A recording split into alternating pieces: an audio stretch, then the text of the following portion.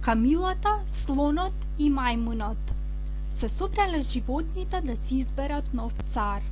Предлагам јас да ви бидам цар, рекла Камилата.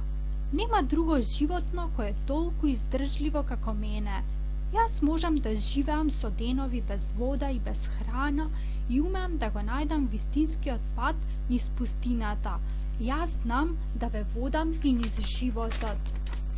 Не, мене треба да ми изберете за цар, рекол слонот и високо ја кренал долгата сурла. Јас сум најкрупното и најсилното животно на светот. Со својата сурла можам да откорнам и дрво, а кога ќе дувнам низ неа, гласот ми се слуша дури до облаците. Ни Камилата, ни слонот не можат да станат цареви, рекол мајмунот. Камилата е премногу мирољубива, ненаметлива и никој не се плаши од неа, а пак слонот, за него сите знаеме дека се плаши од најобично глувче. Каков цар ќе биде ако бега пред едно толку ситно животинче?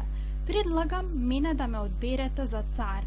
Мене сите ме сакаат затоа што умеам да ве разонодам и да ве насмеам со моите мајмунлаци. Во тој миг се слушнало силно ревење. Лавот гласно се продзевнал од здодевност.